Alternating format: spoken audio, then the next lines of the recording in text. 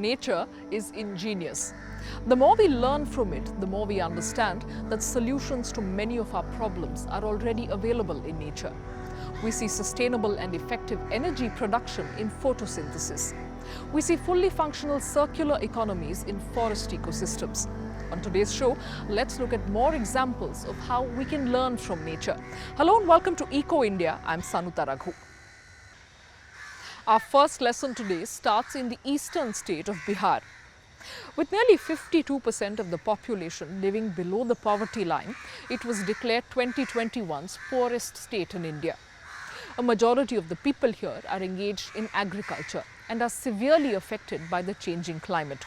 An organization in the region is helping upskill school children to start sustainable businesses, shooting two targets with one arrow.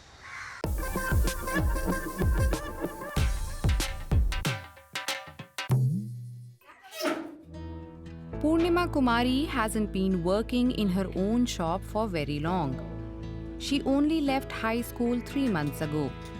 Now she owns a shop to upcycle bags out of used materials.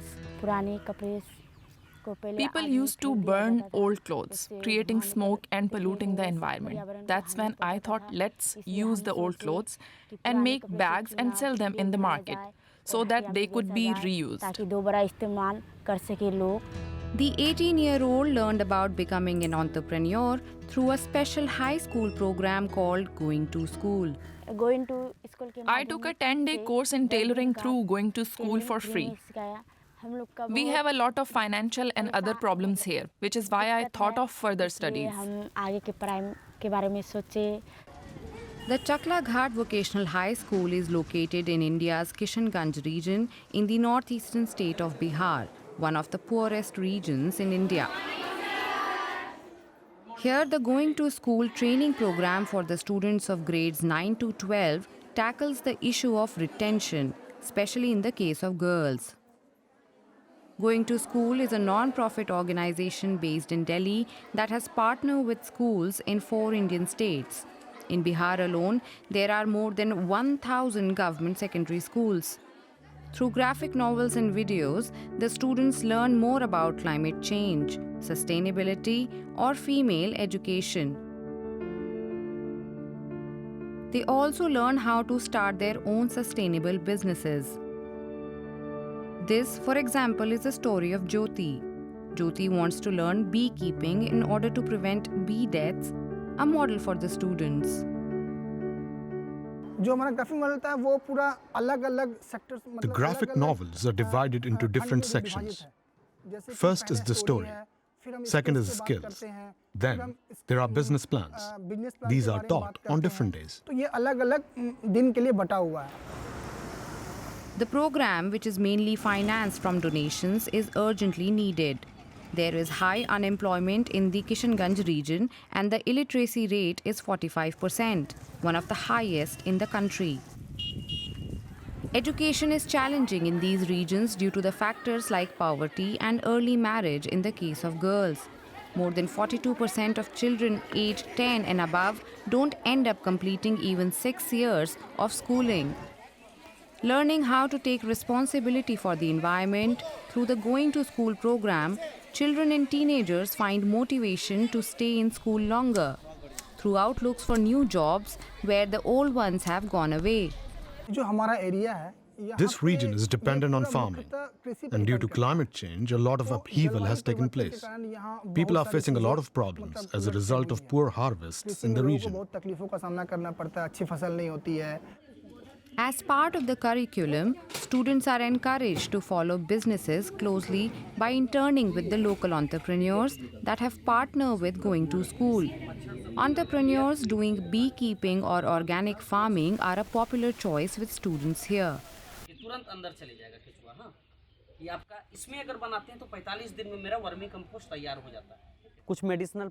I spoke to the children about medicinal plants. The government is giving subsidies of about 70% on medicinal plants.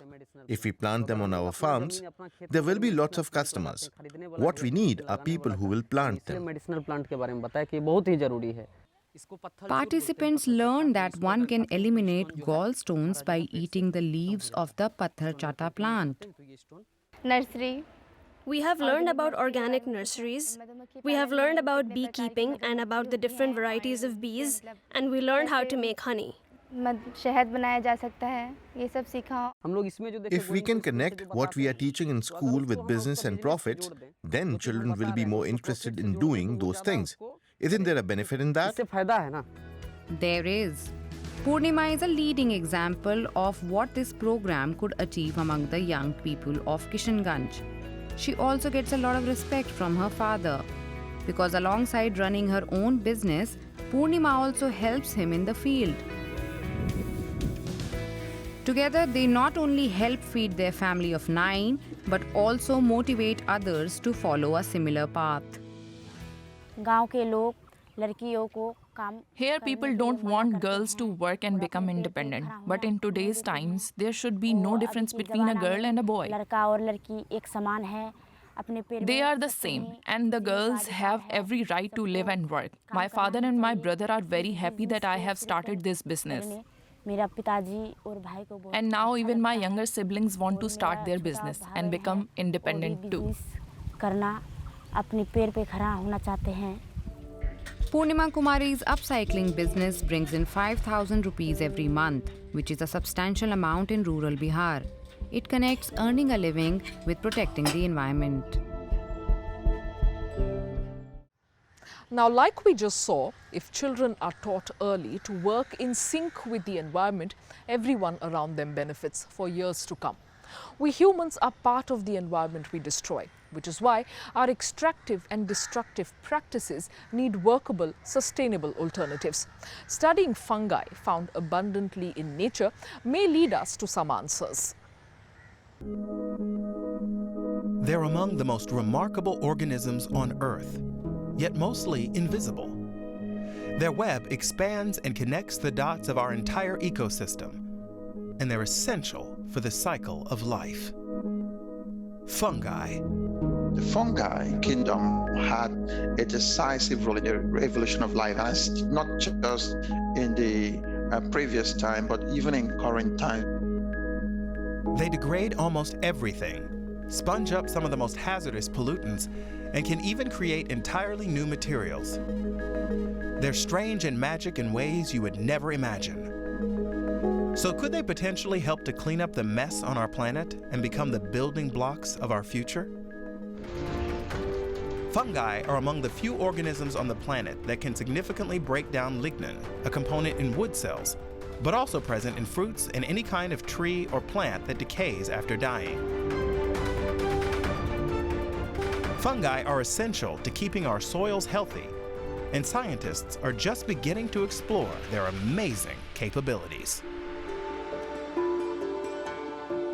So if fungi can help in the decomposition of a living thing, which is more complex than any organic compound, then this same set of organisms can also help in breaking down any organic pollutants in the environment.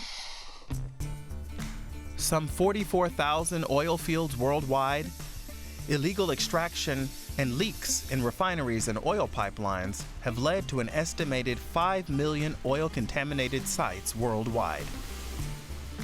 Fuels and crude oil contain a wide range of pollutants, among them polycyclic aromatic hydrocarbons, or PAHs, one of the most worrying pollutants of our time.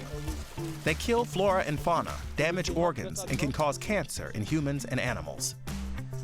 Back in 1998, scientists had already found that mushrooms do grow on heavily oil-contaminated soils. In this case, oyster mushrooms. After 8 weeks, the total amount of contaminants in the soil plummeted by 99%, with PAHs also broken down into less toxic substances. But just how do fungi function? Well, since organic pollutants like fuel oils originate from dead organic matter, fungi degrade them with the same enzyme they degrade wood and leaves with. Contaminants are chopped into smaller compounds which are less harmful, or not dangerous at all, so they can become part of the nutrient cycle again. Some are degraded to CO2 or water. Going back to organisms which naturally perform the role of degradation, and using them to degrade and wipe out pollutants in the environment. It's a very promising route. But it doesn't end with organic matter. Fungi can also treat soils contaminated with arsenic, lead, and mercury from mining operations. Samples taken close to a Russian industrial site showed that fungi accumulated up to 40 times more nickel and copper than the soil they were growing in. So we might already be holding the solutions for heavily polluted soil in our hands. But as promising as some experiments are, many also fail. That means I have 10 different experimental setups, and it went well in 7, and it didn't go well in 3, or the other way around. So what should I do? I cannot put that as a basis of putting into action real remediation schemes as an authority. Treating soils with fungi is feasible in rather small areas. It's cheaper and more eco-friendly than conventional methods for removing and burning it. It's not an easy method, though, especially in entire forests or mining regions. Of course, fungi can also decompose any organic waste from agriculture and the food industry. So what about using their power to degrade organic matter to build the blocks of our future, like building a home made of mushrooms? No, we're not talking about moldy walls and cellars, and not about living like the Smurfs do in the TV series either. Well, maybe. It might sound strange, but in 2014, architectural team The Living built this 12-meter-high tower in New York City. But not with stone, bricks, or concrete. Yes, you guessed it.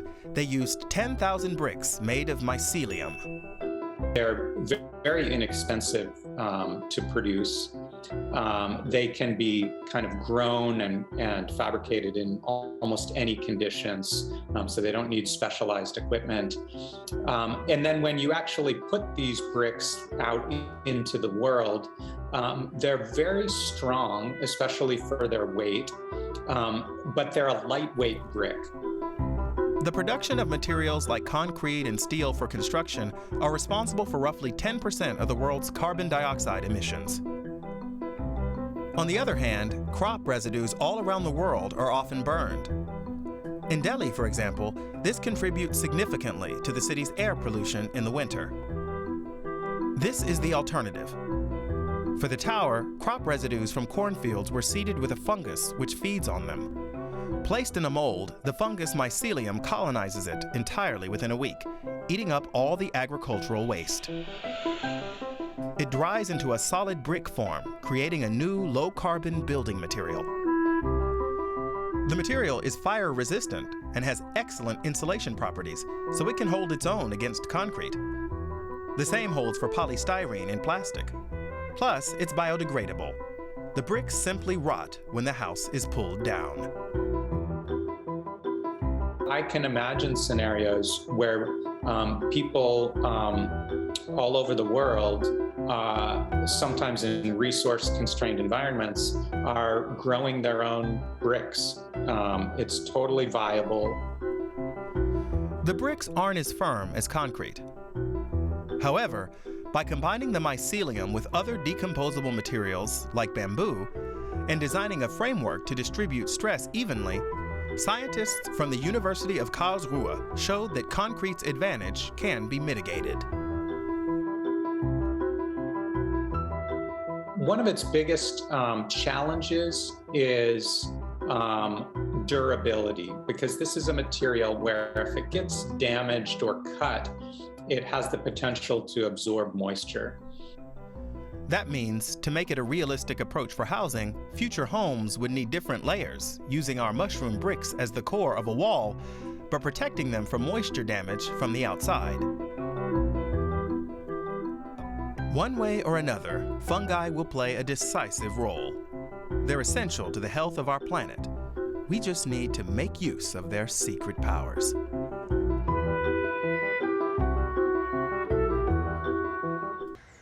Now, some of these fungi can be deadly and harmful. And like it, you might say that nature has many harmful things that threaten our very existence. Yet, the antidote too is often available in nature itself. None of us is a stranger to the coronavirus at this point in time. Its variants, though, have existed among us for a very long time. While looking for an antidote, scientists in Chile turned to the humble alpaca. Let's see why. At first glance, this South American alpaca looks like an ordinary animal. But scientists think it could help us fight the coronavirus pandemic. A herd of 19 alpacas are living on the campus of Austral University in Valdivia, southern Chile. Biochemist Alejandro Rojas is conducting research working with the alpacas.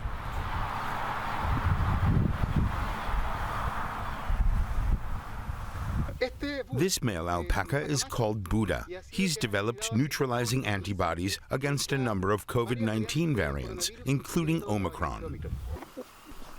The scientists first vaccinated the alpaca with surface proteins from the COVID-19 virus. Then they took a blood sample and found nanobodies that can neutralize SARS-CoV-2 viruses. Nanobodies are much smaller than normal antibodies. Their structure is also less complex and they're quite easy to reproduce, using yeast cultures, for example. Nanobodies are only produced by camelids, so alpacas, llamas, camels and dromedaries, and by sharks. Even before the pandemic began, Rojas and his team founded and publicized an initiative aimed at combating emerging viruses. But they didn't have any animals to work with until an unexpected visitor turned up. In 2019, a Buddhist monk who wants to help us came to visit. He gave us 4 alpacas. One of them was Buddha. Then we have Dilgo, Tara, and Pedro. They haven't just produced antibodies to fight SARS-CoV-2 like Buddha, but against other viruses too, like Nipah virus and Hendra virus. Pedro here, for example. The research doesn't harm the alpacas. Once a year, they're vaccinated by vets who then take a small sample of blood. In Valdivia, in southern Chile, at Austral University's Laboratory for Medical Biotechnology, Rojas and his team have patented 30 nanobodies that directly target SARS-CoV-2 viruses. Now they want to use the alpaca's nanobodies to develop a drug to treat COVID-19. This involves mixing the alpaca nanobodies with a fragment of a human antibody so that it is accepted by the human immune system. The drug could be inhaled or administered in the form of a nasal spray or injection and help to prevent severe or fatal cases of COVID-19. But the scientists need financial support to develop the drug, and so far the Chilean government hasn't offered funding. It's not just about developing an antiviral therapy for SARS-CoV-2, but also showing that here, in a remote place like southern Chile, we're capable of developing a technology that can help bring a global pandemic under control. At the university campus, the alpacas have their own enclosure covering more than 3 hectares of land, where they're free to roam, sleep and feed. Buddha is quite the star on social media. He has nearly 17,000 followers on Instagram alone.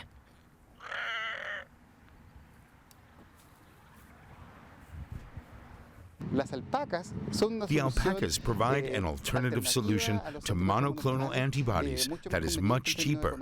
In the coming years, we'll probably see many products developed in the immune systems of these animals.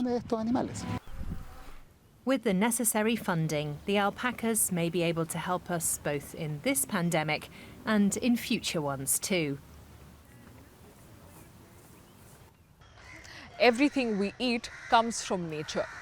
But if we aren't replenishing as much as we are extracting, that's where the trouble begins. People around the globe depend on fish for both food and livelihood. But overfishing is a growing problem. A biologist in Tamil Nadu is teaching people to bring back the balance between human beings and marine life. Let's see how. It is the normal morning hustle and bustle in Rameshwaram in Tamil Nadu state. The fishermen from the surrounding villages have come to sell their catch from last night. The Indo-Pacific king mackerel, sea bream and shrimp are all snapped up fast. The customers are housewives and wholesalers.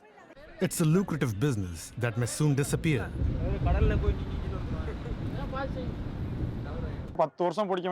What we used to take from the sea in 10 years, we now catch in just 2 years. The fish aren't able to reproduce themselves. Even as a child, the 28-year-old went out to sea with his father every morning. Today he owns his own boat. But the future is uncertain because the coastlines have been nearly fished out and fishermen have to go further and further out to sea.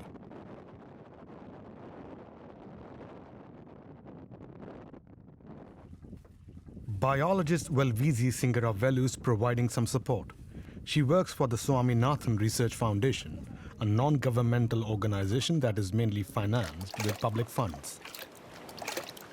We have to prioritize and preserve the health of the marine ecosystem, take care of the welfare of the fishermen, and also in parallel, take all steps required to improve the condition of the whole marine ecosystem.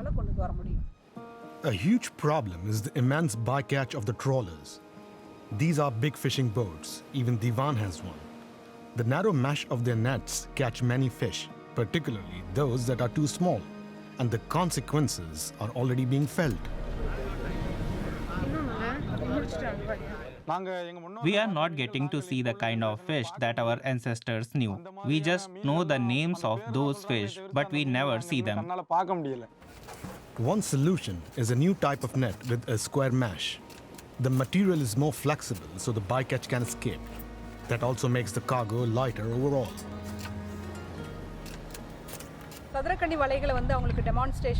The major benefit of using the square mesh net fishing method is that there is no bycatch.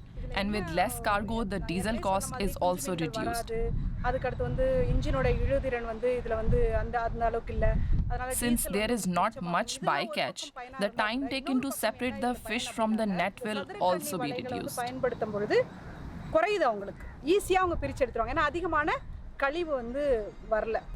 That means less diesel consumption and also less environmental pollution. To help familiarize the fishermen with the new nets, Singaravellu goes out to sea. She has already trained around 23,000 fishermen. Divan is one of them. Divan was looking for ways to preserve marine biodiversity and also increase his income. To increase his catch, he started experimenting with different methods and technology. So it was easy for us to take it forward and help him switch over to sustainable fishing methods. Just changing the way we fish is not enough for the fish population to recover. So Velvizi Singaravellu is also submerging huge concrete blocks just off the coast that fish can use like an artificial reef.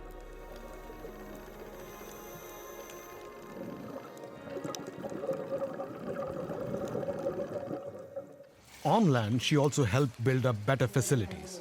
Around 50 women work in fish processing operations like this one. Previously, the fish were dried in the open air and sold on the side of the road. Now the work is better organized. The women process up to 2 tons of fish per month during the high season. With the support of the organization, standards for hygiene and health can be maintained and the fish can be profitably sold to supermarkets and wholesalers. We have introduced a lot of alternative livelihood options to fishermen, which have helped them a lot, especially the fisherwomen. Sustainable fisheries should not be seen as just having one single intervention. It's a collective of all these things which then protects the marine ecosystems effectively. Divan often reminisces about the wide variety of fish his father used to catch. He hopes the fish stocks around the coast can soon recover. It's the only way the sea will be able to sustain his children. and grandchildren later on. Now, when we learn, we understand, we care, and we grow. Nature offers us many learning opportunities. It's up to us to stand back, observe, and apply them to our lives. I'll leave you with that thought and see you again next week. From all of us in India and Germany, goodbye and thanks for watching.